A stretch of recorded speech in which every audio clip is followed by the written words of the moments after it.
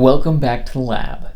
We have gotten a lot of awesome, constructive feedback, and that will not go unmentioned. Muhammad, Mike, Luca, Big Adam, Tested to Destruction, and I'm sure there are more, but y'all are awesome. Thank you for taking the time to let me know some ways that you think that we can improve the channel. For viewers that like the channel exactly how it is, let me assure you, we are not drifting. EEforEveryone isn't drifting, it's moving in line with a vision for a purpose, and my intention is to stay true to that vision. Even so, I think that it's time for a little course correction. Also, stick around for the end of this video because I want to tell you about our latest giveaway. First things first, let's talk about some constructive feedback. Over the last month or so, I've been hearing an increasing number of requests that we get back in the lab, talk about something physical, break out that lab power supply, do something a little more hands-on. And I think that's a great idea. I think that we've been creating some of the best educational content we ever have. We've been discussing power supplies, MOSFETs, gate drive, custom transformers, all kinds of great things. But I'll be the first to admit that if we get too bogged down in theory, this can quickly start to feel like a lecture, and that can quickly become a little dry or maybe even boring, even if we're doing all right. Now, I'm striving to show you less of my face telling you things and more circuit boards, right? That's the goal. Thankfully, I think that we are in a great spot for getting back in the lab. We've been designing a few big circuits, but also a lot of smaller supporting circuits that aren't very complex, they aren't very expensive, but if they don't work, man, that would hurt. Like if our 15-volt power supply for the gate driver or battery charger doesn't work, now that would be pretty painful for us down the road. That would basically make us scrap an expensive daughter card because a small supporting circuit didn't work. If our method for failing over between primary and secondary DC power doesn't work, I can't even imagine how disappointed I'd be. Actually, yeah, I can. I'd be very disappointed. So what's the plan then? Well, I want to make some dev kits. I want to take some of these circuits and build them so we can make sure they're really going to work.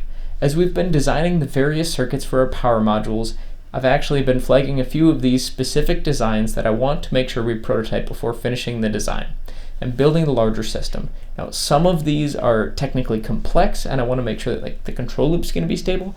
Some of these are very simple and I just want to do a gut check and make sure it's a single part, but I just want to make sure that we did the math right. I want to reduce technical risk in our design by building a couple prototypes up front and testing out these smaller circuits. Our list of circuits to test include the ideal diode controller, fan monitor, the 5 kilovolt isolated 5/15 volt linear regulators that we've just talked about, analog voltage reference, temperature monitor, current sensor, battery charger, power on reset circuit, perhaps even an implementation of a more advanced DSP, which is just an advanced microcontroller. It's got a floating point unit, it runs at a higher frequency. It's basically just more suited for running an inverter control loop, for example.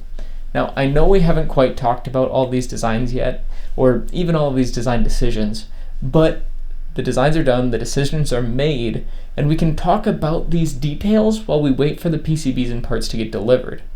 To test these circuits, we're going to need some power, and so I guess that means we'll be plopping down a copy of our 5, 12, and 15 volt regulators just to power the other subcircuits. Which, I think these power supplies are pretty low risk, but having the right voltages to use will make testing everything a lot easier. Most importantly, building these relatively simple and cheap, but absolutely critical circuits as prototypes, that'll allow us to find the easy problems, like driving gates at the wrong voltage, which should absolutely not be happening anymore. No, I won't. No, I'm not gonna rehash that.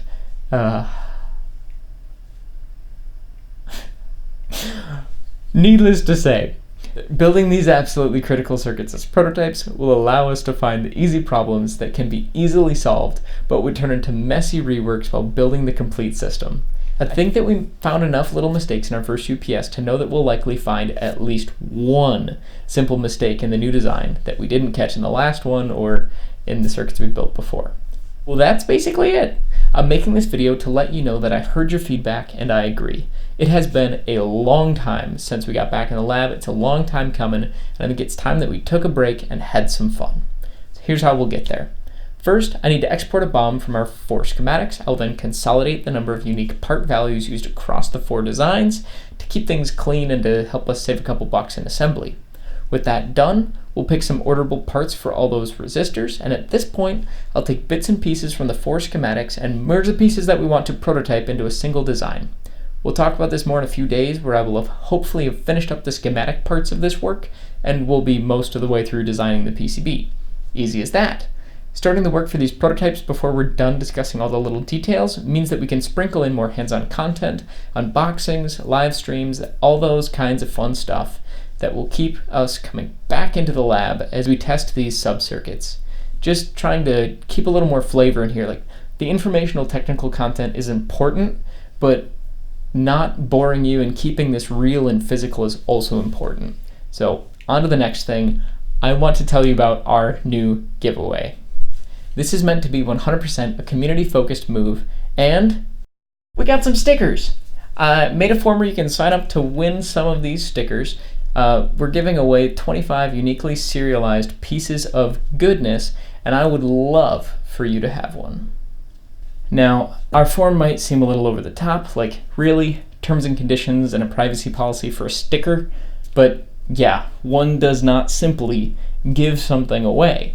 Specifically for a community like this, we're talking about collecting personal information and giving something away across borders, and I'd really rather not break any laws. Admittedly, I have a limited knowledge of the local laws surrounding giveaways, not to mention international laws, but I'm doing my best here to follow all the rules. That's why I'm starting small. I'm starting by giving away stickers and little pieces of EEforEveryone history, like blown up MOSFETs from the prototype UPS, the spare PCBs from the Plant Light project, prototype UPS, just stuff that I thought people who've been around the channel for a while might like to have.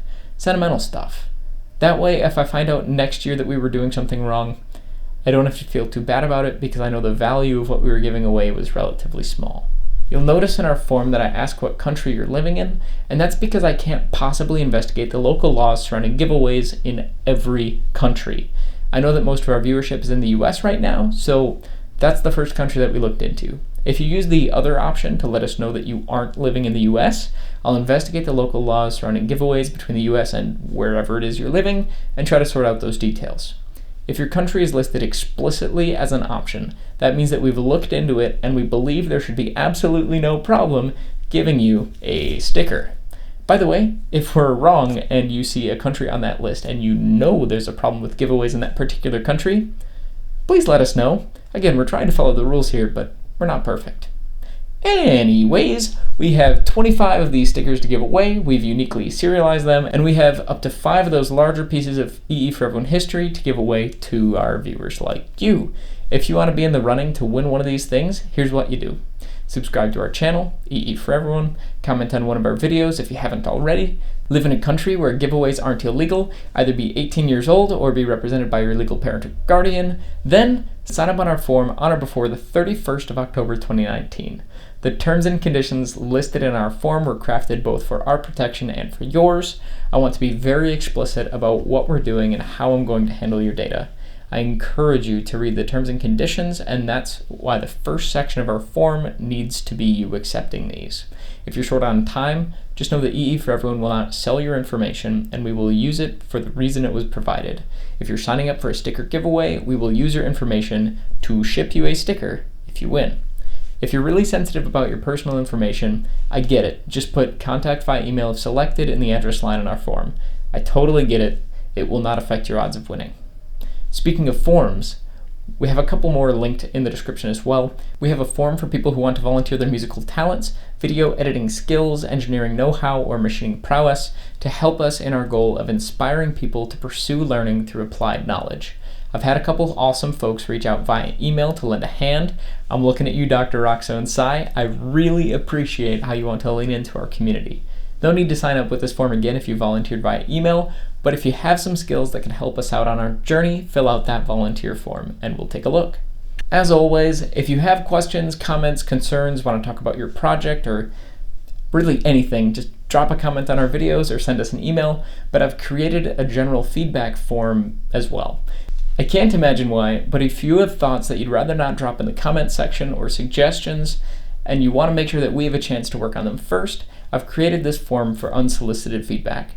Please don't use this to ask for help on your projects. I love helping out, but I never intended for that conversation to happen privately. Please post those kinds of questions or comments about your project in the comments or on Twitter, a link to your blog post, wherever.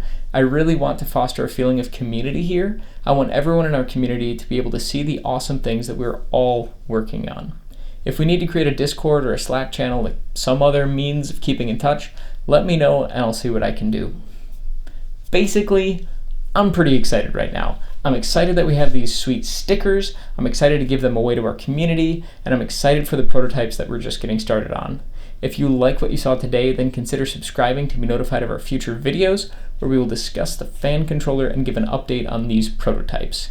If you're excited to get back in the lab, let me know by hitting the like button on this video, following us on Twitter at EEforEveryone, or leaving a comment letting us know what you enjoyed. Most of all, I hope that you learned something great today, and I hope to see you again soon. Thanks for watching EE for Everyone, and thank you for staying till the end. Bye!